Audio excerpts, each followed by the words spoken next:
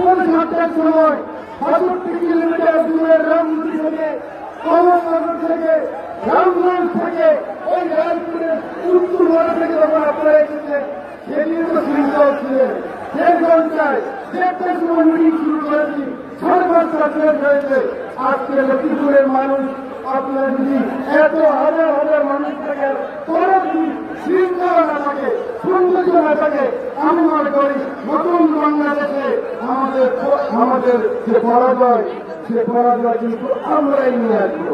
আজকে লক্ষ্মীপুর জেলা বিএনপি উদ্যোগে আজকের মহতি সমাজসভার সম্মানিত সভাপতি লক্ষ্মীপুরের লক্ষ্মী সন্তান সারা বাংলাদেশের ছাত্র রাজনীতির প্রতিনিধি বাংলাদেশ জাতীয় অঞ্চল কেন্দ্রীয় সংসদে বিপ্লবী মহাসচিব আমাদের লক্ষ্মীপুরের বারবার নির্বাচিত মাননীয় সংসদ সদস্য শহীদুদ্দিন চৌধুরী মন্ত্রী বসে আছেন, যাকে লক্ষ্মীপুরবাসী মনে করে লক্ষ্মীপুরের সন্তান, যিনি আমাদের দুর্দিনে বারবার এসে লক্ষ্মীপুরের মানুষকে সাহস জুগিয়েছেন, শক্তি জুগিয়েছেন, প্রশাসনকে বলে গেছেন সরকার আমার লক্ষ্মীপুরের মানুষের প্রতি আঘাত করো না। সেই বীর চট্টোপাধ্যায় কৃতি সন্তান স্ট্যান্ডিং কমিটির অন্যতম সদস্য সাবেক মন্ত্রী আমির খসরু মাহমুদ চৌধুরী মঞ্চে উপস্থিত আছেন। আমাদের মাননীয় চেয়ারপারসনের উপদেষ্টা রায়পুর থেকে বারবার নির্বাচিত মাননীয় সংসদ সদস্য আমার বন্ধু জনাবাবু সাহেব ভূঁইয়া উপস্থিত আছেন।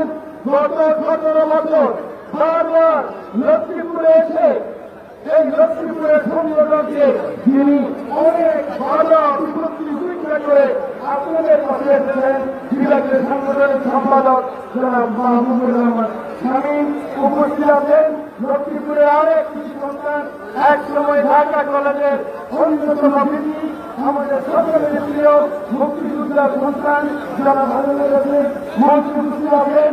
বীর চট্টোপাধ্যায়ের আরেক সন্তান প্রশাসনে যিনি সবচেয়ে দক্ষতার প্রশাসন চালিয়েছেন লক্ষ্মীপুরের আমাদের চট্টগ্রামের কৃষি সন্তান মীর নাসির সাহেবের একমাত্র সন্তান বিভাগীয় সাংগঠনিক সম্পাদক সম্পর্কে আমার বড় বোনের ছেলে এবং সে উপস্থিত আছেন। আপনারা হেলাতে একটা হাততালি দিয়ে অভিনন্দন জানাই। প্রিয় ভাইরা, আজকে এই সভাকে আলোচিত করেছেন লক্ষ্মীপুরের আরেকটি সন্তান আমাদের যুব দলে, এটা গর্ব কিন্তু লক্ষ্মীপুরের ছেলে যুব দলের সভাপতি, লক্ষ্মীপুরের যুব দলের লক্ষ্মীপুরের সন্তান কেন্দ্রীয় যুব দলের সভাপতি জনাব মুরাদ উপস্থিত আছেন। আমাদের রামগঞ্জ থেকে নির্বাচিত মাননীয় সংসদ সদস্য আমার মুরব্বী জনাব নাজিমুদ্দিন এখানে উপস্থিত আছেন। আমাদের ভারতের গ্রুপের অন্যতম নেতা মুখপাত্র লক্ষ্মীপুরের রামগঞ্জের কৃষি সন্তান জনাব সাজ্জাদ হোসেন সেলিম, অনেক নেতা এখানে উপস্থিত আছেন। সময় কম, আমি কিন্তু দ্রব্যমূল্য নিয়ে বলতে চাই না, আমি কিন্তু আইন শৃঙ্খলা নিয়ে করতে চাই না। নেতৃবৃন্দ বলবে আমি আপনাদেরকে সংবাদ জানাতে এসেছি, আমি আপনাদেরকে নতুন একটা বার্তা দিতে এসেছি। আমার নেতা তারেক রহমানের 31 দফার সংস্কার প্রস্তাব, আজকে সংস্কারের কথা বলে আমরা সবাই মুখ ফেরিয়ে ফেলছি। সেই 31 দফার 28 দফা নিয়েছিলেন উনি 2022 সালে। সেই 31 দফার আমার বাংলাদেশ আপনাদেরকে ফ্যামিলি কার্ড দেওয়া হবে, আপনাদেরকে হেলথ কার্ড দেওয়া হবে, কৃষকের উন্নতি হবে, কৃষকের অধিকার দেওয়া হবে। আমাদের ছাত্র জনতার যে বড় আন্দোলন, আমাদের ছাত্র জনতার যে অভ্যুত্থান এসেছে কিন্তু 17 বছরে হাজার হাজার মানুষের রক্তের বিনিময়ে আমার অনেক বোন বিধবা হয়েছে, আমার অনেক ভাই তার বোনকে হারিয়েছে, অনেক বোন তার ভাইকে হারিয়েছে।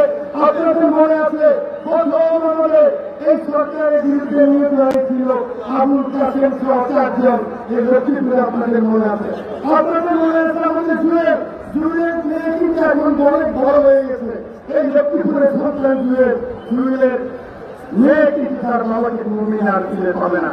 70 বছরে আমাদের হাজার হাজার নেতা কর্মী রক্তের বিনিময়ে, আত্মত্যাগের বিনিময়ে আজকের স্বাধীনতা এবং ছাত্র বৈষম্য আন্দোলনের সবাইকে আমরা অভিনন্দন জানাই। আমরা মুক্তির কথা কখনোই ভুলবো না, আমরা আবু সাইদের কথা ভুলবো না, আমরা মুসলিমের কথা ভুলবো না, আমরা নিরায়ের কথা ভুলবো না। কিন্তু একটি কথা মনে রাখতে হবে, যদি তারেক রহমানকে বাংলাদেশে আনতে হয়, তারেক রহমানকে ছাত্র থেকে সেই ছাত্রকে যদি আমরা আমাদের হৃদয়ে আত্মস্থ করতে চাই, নতুন বাংলাদেশ ফেরত দিতে চাই, তাহলে অবশ্যই আমাদেরকে সততার সহিত, নিষ্ঠার সহিত জিয়া রহমানের আদর্শ, সততার আদর্শ, সততার রাজনীতি শুধু মুখে বললে হবে না, অন্তরে ধারণ করে, লালন করে আগামী দিনে সেই জাতির নাম করব। তবে আমার নেতা বাংলাদেশের প্রথম এমপি এবং প্রথম প্রধানমন্ত্রী হবে ইনশাআল্লাহ। এই কথা বলে সকলকে শুভেচ্ছা জানিয়ে বক্তব্য শেষ করছি। আল্লাহ হাফেজ।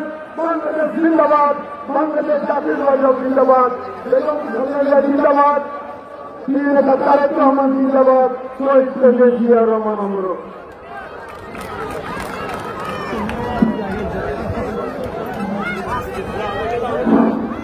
এখন